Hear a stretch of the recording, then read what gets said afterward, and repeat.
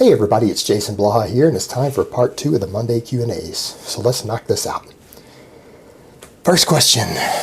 Running 3 times a week and full body 3 times a week, squatting all 3 days.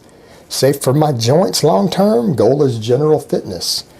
No, I think that's a great setup. Your goals is general fitness, coming in and doing a good full body program 3 days a week, doing good cardio on your off days. Fantastic. The only thing I would recommend, again, you're worried about your knees, the squatting is not going to be the issue. Running 3 times a week can lead to overuse injuries and things like your shins. You could get cracks in your shins through the tibia and everything. You can get knee problems. That's a matter of listening to your body and programming the running correctly. Do a little reading on how to program running so that you can balance that out and reduce your chances of wear and tear and overuse injuries. And just pay attention to those things, listen to your body, maybe take a close look at the way you run, invest in good running shoes, make sure that you're not going to injure yourself through the running. But if you can balance all that out right, it's very possible for you to do what you want to do, be very healthy, have great fitness, and I think it's a good overall strategy. Just if you're going to be running 3 times a week on the off days, do a little research into how to program your running so that you don't run into problems over time. All right, next question. What do you think about yohimbine? Yay or nay? Shout out from San Juan, Texas. Love the channel. Another one of my Texas brothers. Yohimbine, if you're talking about like a yohimbine extract, it's not all that great. If you're talking about like yohimbine HCl, which I think is still available legally as a research chemical, is it an effective fat burner? Yeah, and I think that the research has shown over the years that it can be an effective fat burner. It's not going to just burn fat off you magically, but if your diet and exercise are on point, and say people who are using the yohimbine HCl immediately before they do cardio, if their diet is on point, they're in a calorie deficit, it will facilitate a little more fat burning. Absolutely, it does work for that, but just remember, like if anything else, it's not really a miracle. It's not going to burn fat off of you just because you take it, but if your diet and cardio and everything are on point, it will facilitate slightly faster fat loss, so it may be worth it for you. Just a heads up though, if you're just taking it in powder form, it tastes like shit. All right, next question. 10x3 rest interval for hypertrophy. Really depends on what sort of percentages you're doing. You guys know that, like for my back, a lot of times on rows, for example, I like to do 10x3 for Pendlay rows, and you guys have seen my back. It makes the rest of my upper body look pretty silly small. What I generally recommend for people who want to use a 10x3 protocol just to put on size is don't go very heavy. Run as low as 75 or 80% of your max. Go for high speed and do anywhere from 30 to 60 seconds between sets. I like to do 60 seconds on my big compounds like behind the neck presses, Pendlay rows, or even pause squats.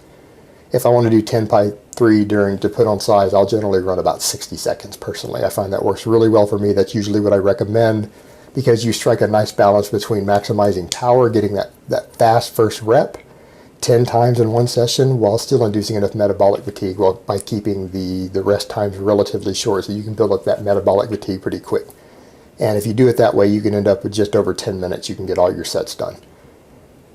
And it's a good way to kind of balance building up speed and power with metabolic fatigue that you need to put on additional hypertrophy. So again, I recommend up around 60 seconds, maybe a little less if you can get away with it, but 60 seconds is good. All right, next question. How would you deal with an anterior ankle impingement on one foot affecting squats only while training on Stronglifts? In all honesty, you're going to need to talk with someone who's like an orthopedic expert rather than me give advice, because I can't interpret your x-rays. You didn't put x-rays up there, and even if you did, I don't really know that I'm qualified to interpret them. What I would recommend is that you go talk to, again, an orthopedic expert who might have recommendations on special shoes maybe to wear for that foot, or an insert or wedge or something that you could use in that shoe to really balance it the way that you want, or see if they can do anything to help you there, some sort of brace or something that you could wear. But again, go talk to a specialist here and make sure that you can keep that ankle joint healthy when doing the squats, and get their opinion on it rather than come to the internet for something like that. Because again, you're dealing with an impingement in a bone like that, putting a lot of weight on it. It's better to talk to a specialist than to come to the internet and hope that one of us has the answer for you. It's really the best way to go. All right, next question. I feel a slight tingle in the bicep, a funny feeling as if the muscle is stretching of my supinated arm when doing deadlifts with an overhand underhand grip. This has been happening for months and I've never felt any pain whatsoever, and I'm only doing 315 for 5x5, by the way. Is this cause for concern? And if so, how do I fix it? Thanks. Yeah, it's a bit of cause for concern because these are early warning signs that you're going to run into a problem. What I'm going to recommend two things for you if you're experiencing this, because if this keeps happening, this is what's over the long term, maybe a year, 2 years down the road, is what's going to put you at a higher risk for a bicep tear. What I'm going to recommend that you do with it at this point, one, you need to focus more on locking your elbows out, pulling the slack out of the bar, and keeping those elbows completely locked when you deadlift, because you got a little bit of bend. You just got a slight bit of bend you're not aware of in that supinated arm, and that's why you're feeling that. And the other thing I'm going to do is that you need to probably strengthen your biceps in the stretched position so that they're used to dealing with load and while fully stretched out. And so if this is a problem for you, I'm going to recommend that you do full range of motion incline curls on an incline bench. Start doing those at least once or twice a week and see if you can't help sort that out. You really need to strengthen your biceps, though, in that for the joint angle specificity of being stretched and locked out at the bottom. And nothing is going to do that like an incline curl with, and that will also help you with that tingling going away and strengthen them and getting them used to locking out under load. So it'll be all around good for you, and you'll probably get some extra bicep development out of it to boot, but I think that will help you also just to strengthen that and get used to putting them under load in a stretch position, and that will help you a little bit, and it might reduce you contracting so much and trying to bend the elbow when you're deadlifting. So go with those two solutions, and don't just do one of them, do both of them. All right, next question. Jason, I'm going to be working on cargo ships for the next 6 to 12 weeks. Now, from what I've been told from the union, very few of the ships don't have gyms. Yeah, that's going to be true. You'd be surprised. But I figure the gyms will be poorly equipped and most likely just machines. I'd like to prepare for the worst. In the case there is no gym or just a garbage one, how do I keep my strength and size gains? Luckily, the nutrition aspect won't be an issue, so I'm worried more about training. I love the videos. Thanks in advance. Oh man, the nutrition end, if you ever do any sort of offshore work, whether it's out on oil or gas platforms or boats, usually if you're working for a good-sized company, the food is going to be awesome. They'll usually have a chef there. You're going to have unlimited meat and stuff. It's fantastic. I do know this from experience. As far as the gyms go, it's going to vary. In fact, you're going to find some of them, they might very well have an actual power rack or squat rack there with Olympic weights. Don't be surprised if you actually find that stuff, believe it or not. If they do, then you're good to go. Which you're going to find some of them won't, but work with what you've got. If you have to, go get some of the other guys maybe to jump up and piggyback so that you can do squats with them on it, and just work with what you have available. If nothing else, if you got to go 12 weeks, worst case scenario, you get stuck on one that doesn't have proper free weights like you'd like.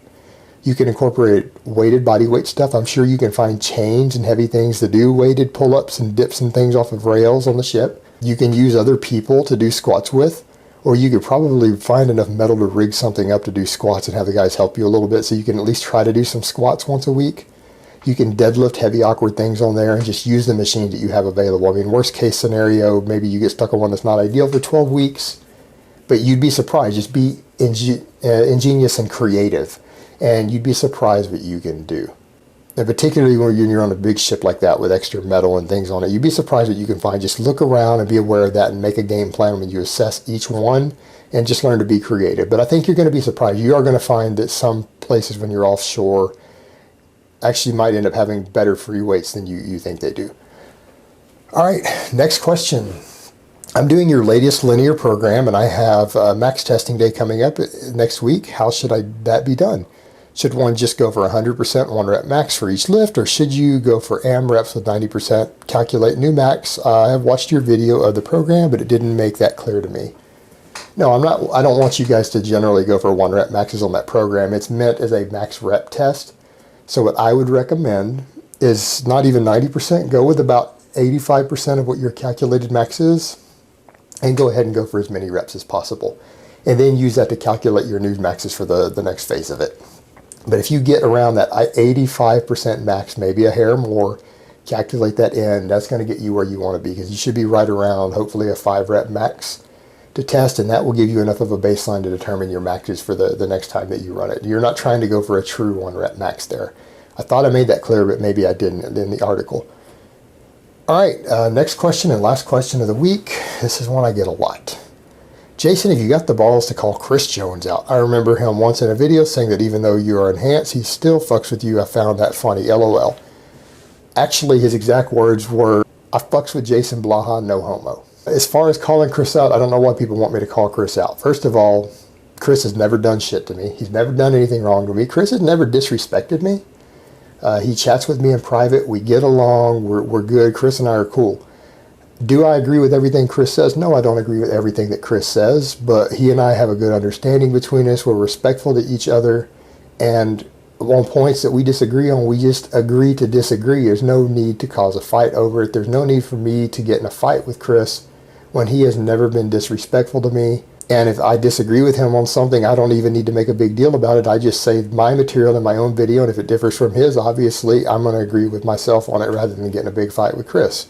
Chris has never been anything but polite and respectful to me, and I really just don't see the need to do otherwise. If someone has treated you with respect and is more popular than you are on top of it, and they have never done anything but been respectful and friendly to them, if they have never been anything but respectful and friendly to you, it's kind of an asshole move to then go out and call them out and disrespect them. And I'm not going to do that with someone who's treated me with kindness and respect. I'm just not that type of guy. I do fuck with people, but not people who have been cool to me like Chris has. I'm not going to do that.